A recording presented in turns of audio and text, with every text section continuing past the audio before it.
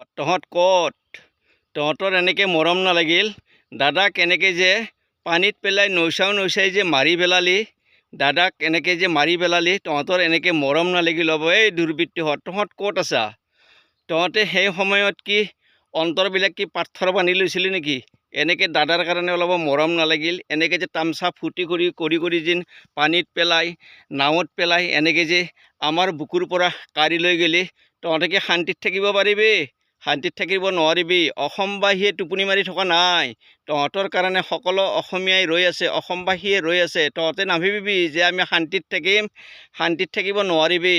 তহঁত ওলাই আহ, এতিয়া দাদা নাই নহয়, ওলাই আহ, দাদাক চাই যোৱা আৰু অসমবাসীয়ে কি কৰি আছে সেইটো ভালদৰে চাব পাৰিবি। একে জেগাত জেলৰ ভিতৰত থাকি লাভ নাই, কি শান্তিডাল পাবি? দাদাক এনেকৈ পানীত পেলাই নৌচাই কিবা চিনেমাৰ শ্বুটিং কৰাৰ নিচিনা এনেকৈ পানীত পেলাই, নাৱত পেলাই আজি অসমবাসীৰ বুকুৰ পৰা কাঢ়ি লৈ গেলি। এনেকৈ কি অন্তৰত দুখ নালাগিল? এনেকৈ মৰম নালাগিল? সেই সময়ত কি হিমালয়ৰ পৰ্বতখন অন্তৰত বান্ধি লৈছিলি নেকি? এই দুৰ্বৃত্তহঁত ক'ত আছা?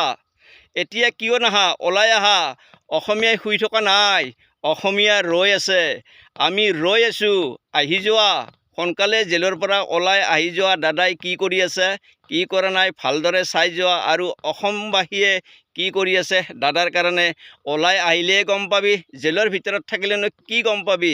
এনেকৈ পানীত পেলাই, নাৱত পেলাই এনেকৈ নৌচাই দাদাক মাৰি লৈছিলি, মাৰি পেলাইছিলি। কাৰণ এষাৰ কথা আছে, আল্লাই দিলেও মানুহে নিদিয়ে বুলি এষাৰ কথা আছে।